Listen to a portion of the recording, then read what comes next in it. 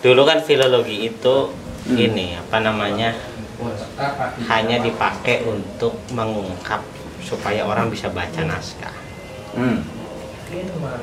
Jadi kalau di abad-abad 19 itu kan kolonialisme itu kan masuk gitu kan ke Nusantara, orang Belanda.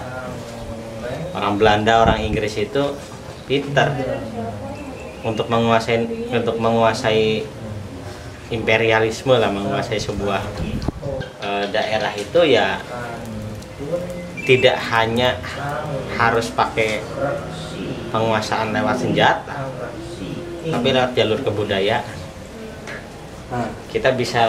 Mereka bisa menguasai Nusantara ya karena mereka harus menguasai kebudayaannya, bahasanya, bahasa lokalnya. Nah, tantangannya di Nusantara itu bahasa lokalnya banyak. Masyarakat Nusantara sudah mengenal aksara dan aksaranya banyak, dan itu adanya di salah satu naskah-naskah.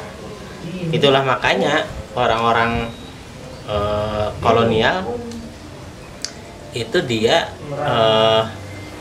tidak hanya mengirimkan tentara ke Nusantara, tapi mengirimkan juga ilmuwan-ilmuwan bahasa yang ahli bahasa gitu. Makanya datang Snokkelgronya, yang datang Hohenschwert, Hazel gitu. Nah, mereka itu dikasih dana riset lah kalau kitanya. Kasih dana riset ke lapangan, ketemu orang-orang gitu kan. Nah, setelah kita dikasih dana riset gimana? Presentasi tuh? Iya. Presentasi, dibikin bukunya dibaca sama pemerintah kolonial, menguasai. Oh, ternyata orang-orang sini itu lebih suka ya kayak begini karena karyanya ada begini dan sebagainya. Nah, jadi filologi itu dipakai hanya untuk kemudian bisa membaca itu dan diterjemahkan ke bahasa mereka gitu, bahasa Belanda gitu. Nah, makin kesini kebutuhannya nggak hanya sekedar itu. Kemudian apa namanya, mencari otentisitas teksnya itu di periode tahun-tahun 80-90-an lah gitu. Naskah itu tidak hanya sekedar kita bisa membaca, jadi tapi kita harus tahu ini bener nggak nih bacaannya, diperbaiki, disunting, diedit gitu kan. Makanya muncul teori-teori kan abad-abad segitu kan, abad 1920 itu kan mulai kan teori subjektif, teori objektif, bikin stema, Karl Lachmann kan gitu. Diulas gitu kan, naskah itu dicari lah betul-betul apakah bacaannya tuh seperti itu dan sebagainya gitu. Nah, makin kesini kemudian para filolog berpikir ya kita nggak hanya sekedar memperbaiki naskah dan tahu cara bacanya aja, tapi kita harus tahu maksud hal yang dimaksudkan oleh si penulis naskah itu sebenarnya apa sih. Mulai memfungsikan naskah itu sebagai, kalau saya menyebutnya, pintu kemana sajanya Doraemon. Dengan baca naskah kita bisa tahu bagaimana kondisi masyarakat Jember pada masa itu. Dulu mereka tuh punya tradisi apa, gitu kan. Bisa membayangkan masa lalu, kalau bahasanya Prof. Oman di bukunya kan, membayangkan masa lalu. Akhirnya makanya muncul orang-orang kayak Andreas Theu. Oh ya. Ya kan, Andreas Theu. Naskah setelah disunting itu ya pakai teori-teori sastra. Ya dimasukin teori sastra, strukturalisme, resepsi, ya macam-macam. Makin kesini teorinya makin banyak, culture studies. Jadi setelah disunting, dilihat pasti yang ada di dalam teks, dimaknai teks itu. Makanya orang kayak Stuart Robson bilang ya filologi itu tidak hanya selesai pada menyunting naskah. Filologi itu juga harus bisa memberikan pemahaman kepada orang-orang di zaman sekarang. Sebetulnya naskah itu ngomong apa sih? Dari perspektif ini, itu maknanya apa sih? Dari perspektif ini ngomongnya apa? Kenapa? Karena ada gap pengetahuan. Ya, orang di zaman dulu nulis mungkin ya latarnya begitu. Sekarang kan kita beda suasananya, maka harus dikasih pengertian gitu. Nah makin kesini kemudian berkembang gitu, Era digital. nah makin belum, sebelum itu saya kira sekarang naskah itu tidak hanya sekedar dikaji oleh filologi, tapi oleh kajian-kajian lain. Itu yang disebut dengan filologi plus. Jadi orang-orang kayak Zumardi Azra gitu kan, pakai 20-an naskah untuk merekonstruksi jaringan ulama Nusantara gitu kan. Padahal dia bukan filolog, tapi Azumardi itu memakai 20-an naskah untuk merekonstruksi itu. Ya kan, naskahnya Ibrahim Al-Qurani, Abdul Rauf Singkal, Nuruddin Arani, Yusuf Al-Makassari, konstruksi gitu kan, abad 17-18. Nah kesini kajian-kajian naskah tuh mulai semarak di Indonesia itu. Gitu, orang-orang anak muda kayak kita gitu kan muda kan. Mulai melihat naskah itu tidak hanya sekedar untuk apa namanya, untuk kajian belaka gitu, tapi sebagai apa namanya, menampilkan kekunoan dalam kekinian, ya kayak yang kita rekam ini. Ya kan, sekarang orang ngapain sih belajar sejarah masa lalu, kan ngebosenin. Belajar masa lalu itu ngebosenin, kesannya itu menghafal sebagainya. Ya, tapi gimana caranya supaya kajian-kajian naskah itu ya itu bisa ditampilkan secara ringan. Makanya sekarang banyak channel-channel YouTube, seperti channel YouTube saya. Channel YouTube saya itu Cinta Manuskrip Nusantara, tolong di-subscribe. Ya. Itu apalagi karena dampak pandemi. Saya itu mulai mengaktifkan channel YouTube itu gara-gara pandemi, nggak bisa ngajar. Harusnya akhirnya ngajar online, daripada ngomong berulang-ulang saya rekam aja kan. Sampai sekarang materi 1 semester itu kuliah filologi ada semua di channel YouTube saya, mulai dari perkenalan sampai metodologi. Nah terus ada mulai lahir jauh sebelum pandemi, saya kira Pak Oman udah merintiskan ngaji manuskrip kuno Nusantara, kan ngariksa kan bagaimana ngaji naskah, mengkaji naskah, bukan ngaji, mengkaji naskah, tapi dibuat seperti ngaji kayak di pesantren, ada kiai besar yang bacain, kemudian ada audiens. Nah cuman audiensnya online, orang bisa berinteraksi lewat kolom chat gitu kan. Nanti Prof. Oman membacakan pertanyaan-pertanyaannya, ya gitu, interaktif gitu. Banyak sekarang, saya pernah ini palingnya 10 lah. Sekarang ada lagi komunitas-komunitas kayak Jangkah, komunitas Jangkah kan di Jogja gitu kan, Mas Bagus, Mas Taufik, di teman-teman di Keraton Pakualaman kan. Ada lagi misalnya apa namanya, di Banyuwangi, Mocoan Lontar Yusuf Milenial, Mbak Wiwin, itu juga kan maksudnya menampilkan pembacaan kembali naskah, tapi dibacakan oleh anak muda, direkam gitu, ditradisikan, dilombakan. Di Jember Mamaca, di apa namanya, di Lombok Pepaosan, ya kan, baca naskah direkam, bisa diupload.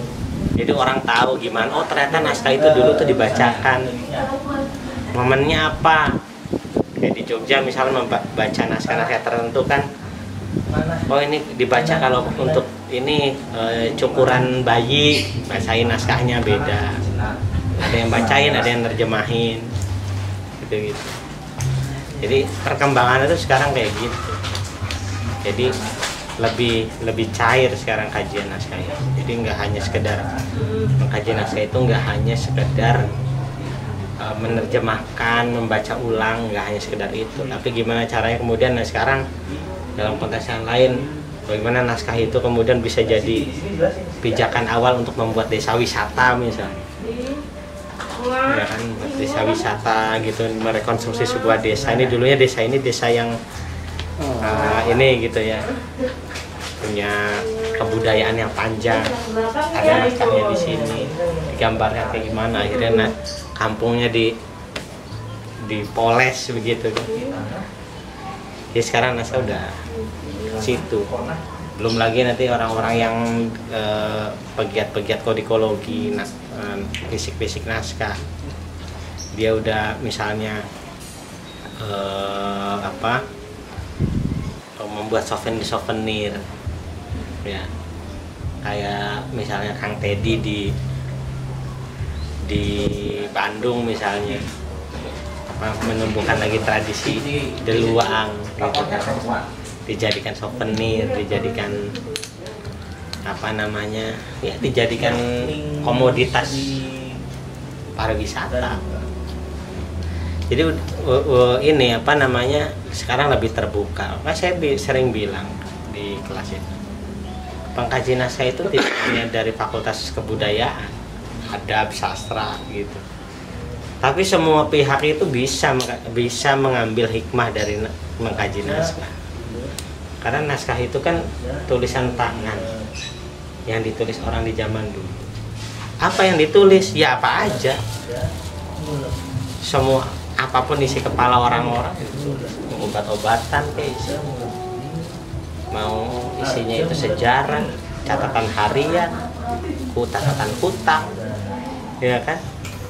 Kita pernah nemu di Ogan Komering Ilir itu, kita menemukan naskah kwitansi. Jadi di tahun, kalau nggak salah tahun 50-an itu kwitansi itu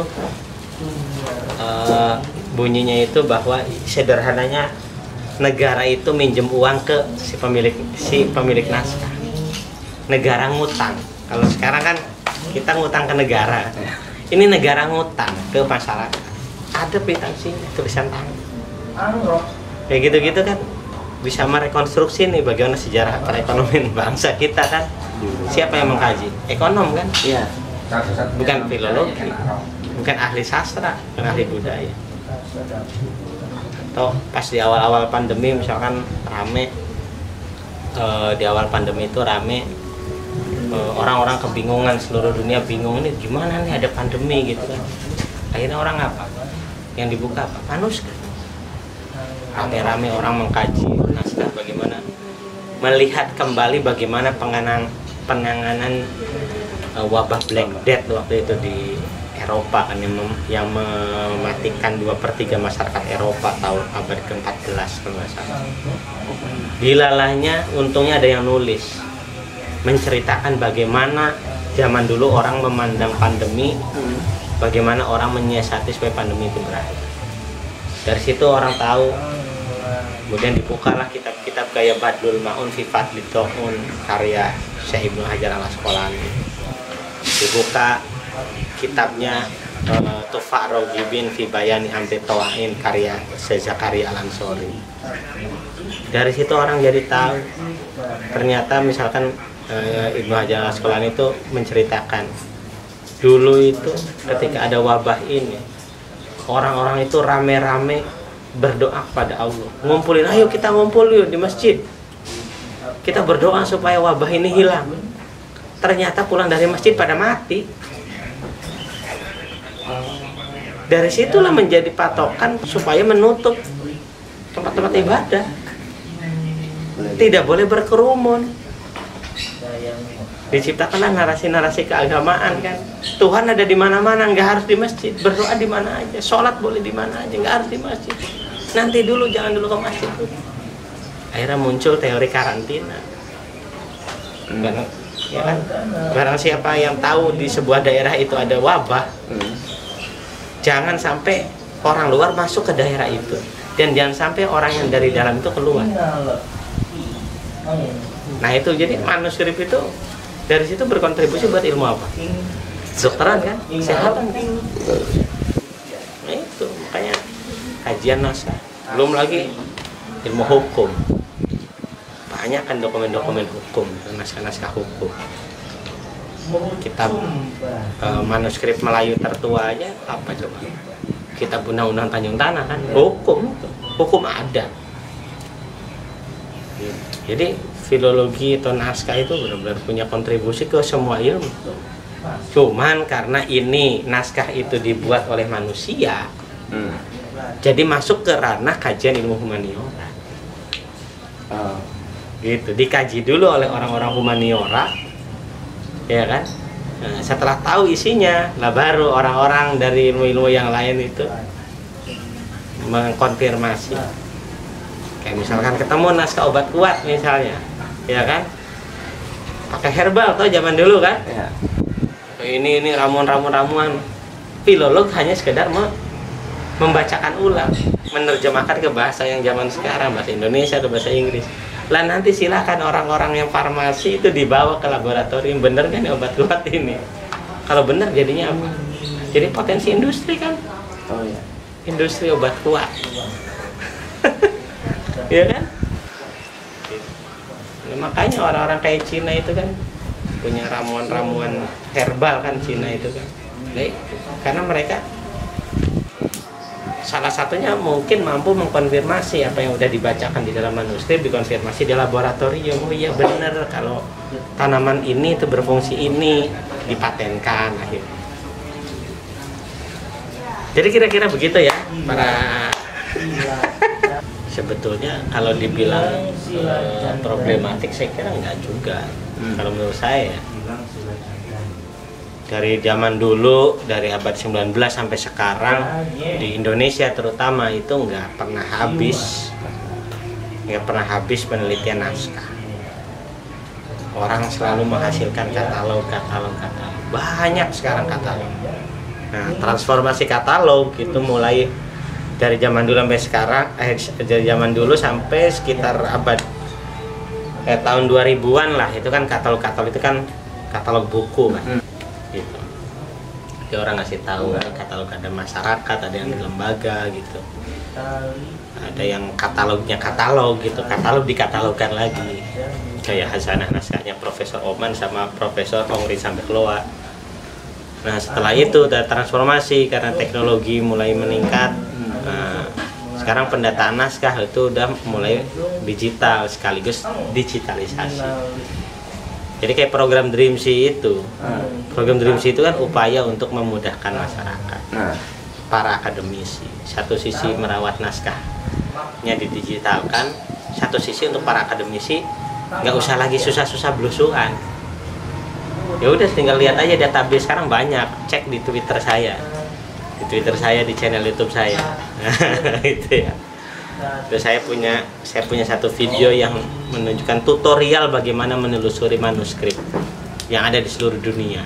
Ada paling enggak minimal ada 15 website. Jadi para akademisi zaman sekarang udah sangat dimanjakan.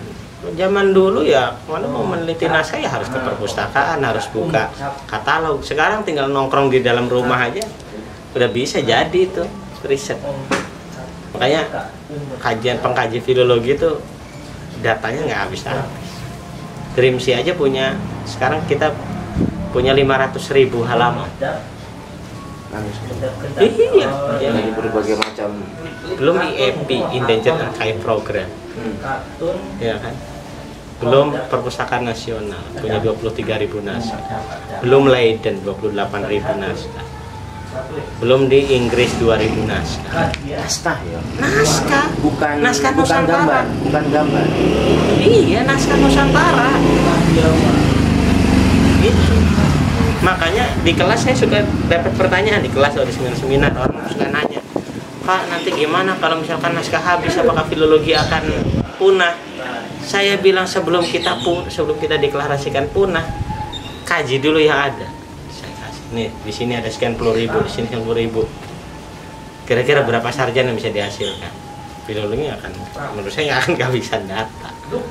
Gitu. Jadi Tapi perspektifnya juga kemana-mana ya.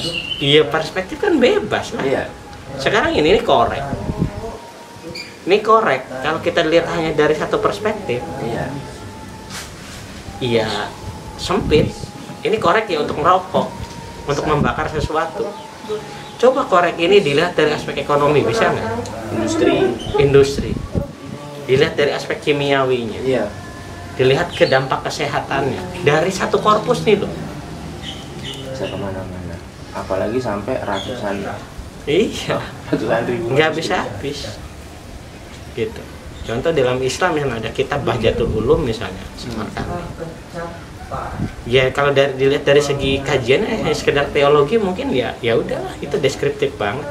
Coba dilihat dari segi bagaimana ketersebaran naskah itu, bagaimana islamisasi lewat kitab itu, bagaimana orang meresepsi kitabnya Samarkandi, kemudian diresepsi dalam bahasa Jawa, dalam bahasa Melayu yang tadinya dari Arab.